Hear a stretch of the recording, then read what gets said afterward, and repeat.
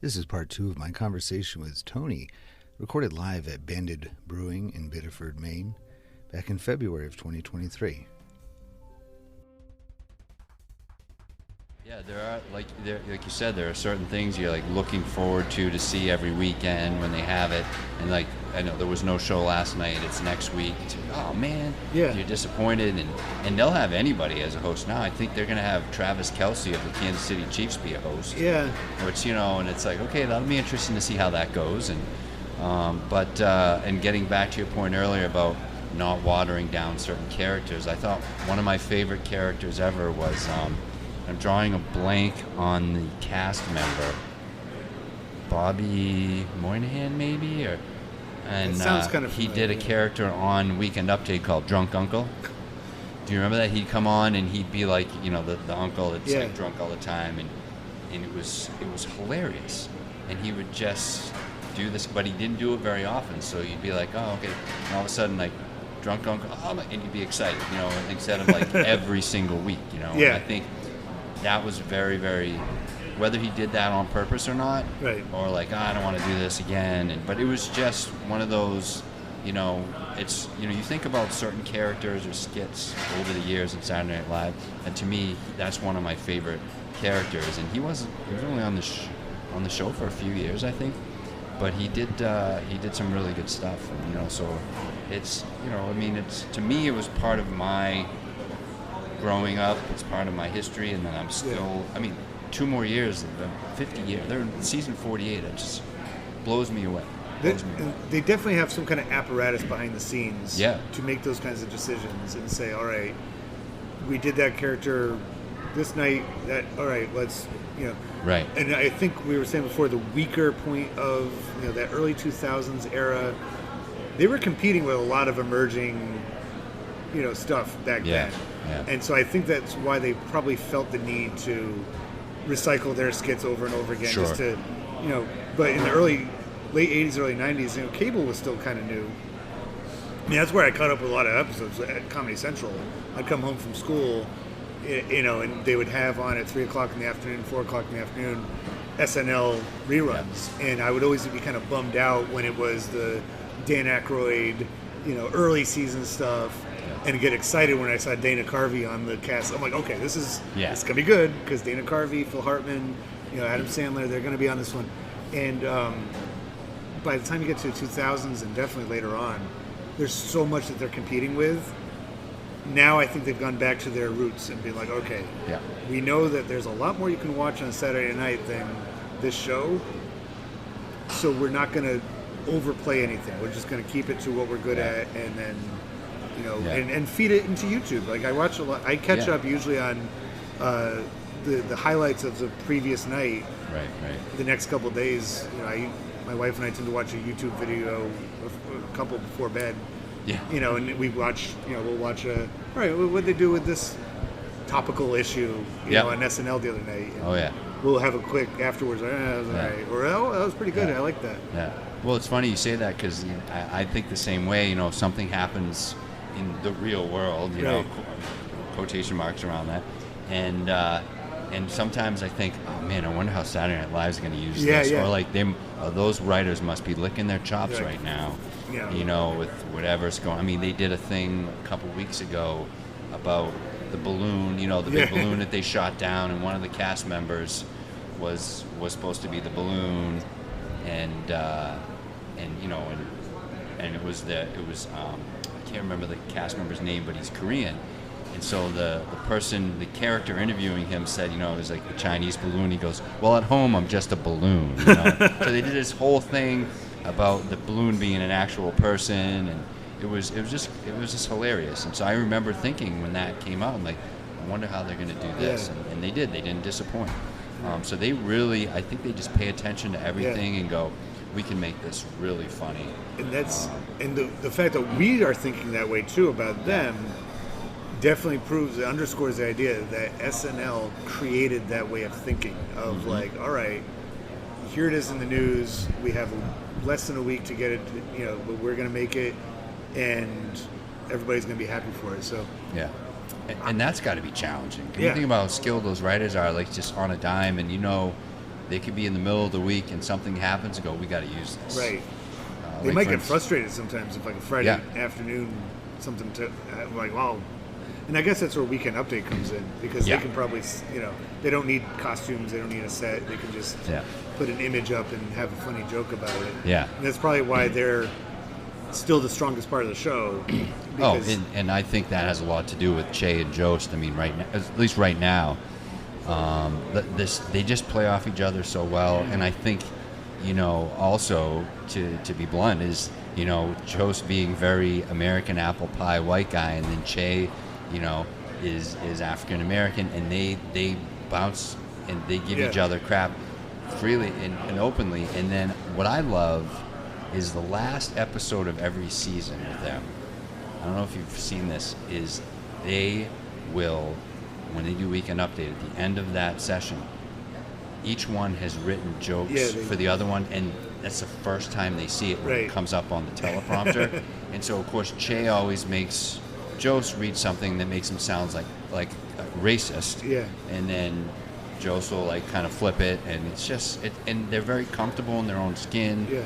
In doing that, and they'll say anything and, go, and look at the crowd like too soon, or whatever. Yeah. But I just think that, like you said, that is to me the strongest part of the show, and I think it has a lot to do with those two guys. They're writers too, and I think they write all their stuff because they're rarely. I don't remember too many times I've seen them in actual skits or sketches in the show. Yeah, vaguely, but. Yeah, I don't think they. Yeah. And similarly, a lot of those Weekend Update, I think 'cause they have their hands full all week long. Oh yeah. Doing that, so they're probably like, if you need me for this one line in your skit, I'll do it. But I'm not. Yeah. I can only imagine what the offices of Saturday Night Live look like.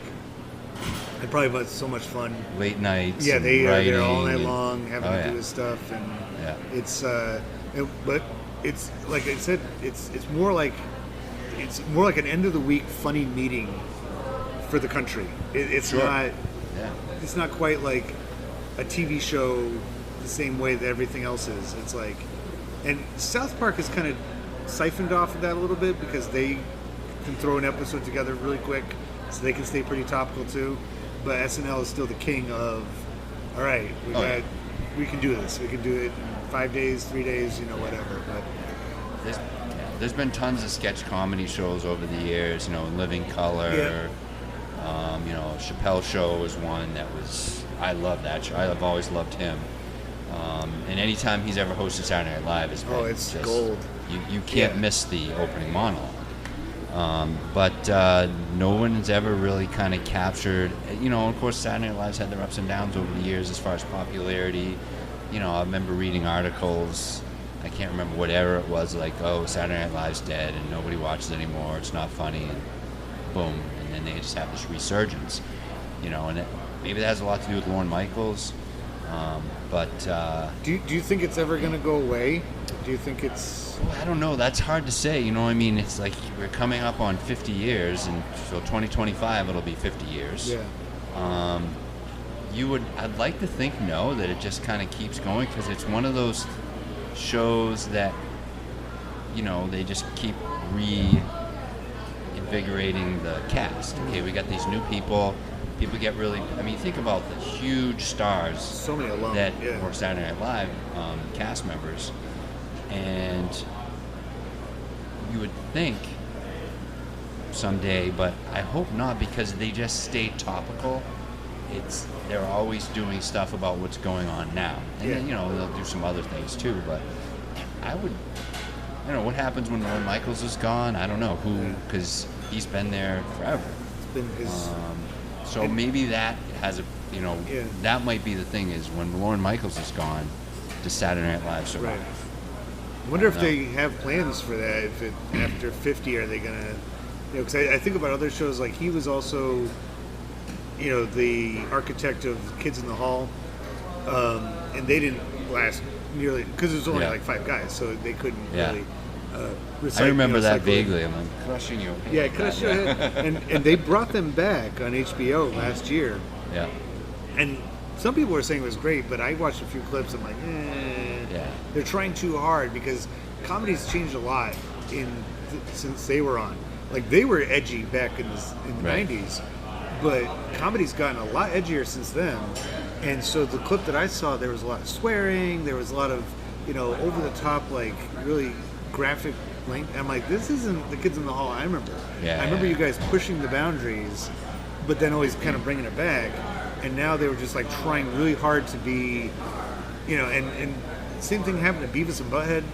Beavis and Butthead used to be hilarious in the 90s Yeah, because I remember that. Yeah, they were idiots and everybody around them was pretty smart, Right. or at least normal. And then when they brought them back, probably almost like 15, 20 years ago, it was painful because I'm like, man, they're coming across as actually pretty. They've stayed the same, but they're coming across almost intelligent because the society and culture around us is dumbed down so much. True. I think that SNL would be cursed if they had gone off the air and then tried to come back. But because they've consistently stayed on, that's going to be their. Even if they say, all right, 50's good, we can do that. But yeah, as long as, and there's always going to be something to talk about, so they're good to go. I mean, I'm 53. Saturday Night Live's been around pretty much my whole life. Yeah. But I didn't really start watching until I was probably late 70s, early. I'd say maybe to be more honest, probably early 80s. Mm-hmm. But my earliest memory of watching it live was with Eddie Murphy. Mm-hmm. So I think that was that early 80s. Early maybe? 80s, yeah. Gumby, Mr. Robinson's Neighborhood. He. James Brown Celebrity Hot Tub Party. He had so many really good skits, and he didn't really do a lot of like recurring characters other than Mr. Robinson and Gumby. Yeah. But he would just have these really just like one of the best ones ever was like almost like a 60 minutes kind of a piece, and and he was going to go undercover as a white person. Oh, right. To see what it was really like, and he says I practice how to speak by reading a lot of Hallmark cards. It was just really hilarious, and again that speaks back to Saturday Night Live has always been willing to kind of push the envelope and go, all right, this may be uncomfortable for some people, and like nowadays in the cancel culture, some of the stuff that they've done over the years might not have gone over very well, and maybe some of it still doesn't, but and I think it's funny and it's all done with no bad will or anything. It's like, look, we think this is really funny if we put this spin on it or look at it from this angle, and some people are going to like that and some people aren't, but this is the kind of show we are. It's especially strong considering it's a network show. Yes. It wouldn't be as impressive if they were lost somewhere on paid cable. Right. It'd be like, okay, good for you.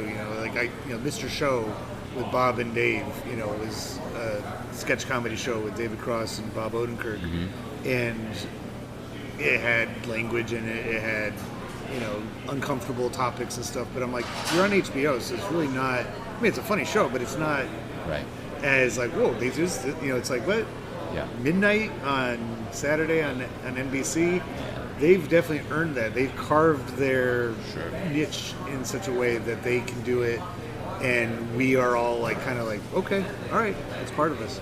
Yeah. Thanks for stopping by. I'm glad thanks this worked for having out. me. I appreciate it. I think we did a nice job of talking about SNL, and it's amazing. Absolutely. I didn't have anything Saturday Night Live related, but we went from talking about Lita Ford and Joan Jett to then Phil Hartman describing, and maybe next time we'll talk Lita Ford. And, Kiss Me Deadly would be the topic. Yes, but I had a huge crush on her when I first saw that video. Was she ever in SNL? Did she ever guest host? I don't think so. Musical act? Boy, I've been there. There's been some great acts. I feel like the musical acts didn't really hit their height until like the 90s. It seemed like that was when they had some. It was like a 1-2 punch. You'd get like somebody from like Melrose Place as the host, and then you'd get like a new band that was it was like a really big like just pop culture extravaganza. Saturday Night Live. Yeah. So, but thanks for talking about it with me. Thank you. I hope you enjoyed this episode, which was a product of my podcast karaoke session held at Banded Brewing in Biddeford, Maine. A virtual option is coming up soon, so check on my social media, Instagram at the EPS podcast, and you'll find more information about how you can join the virtual podcast karaoke on Sunday, April 16th.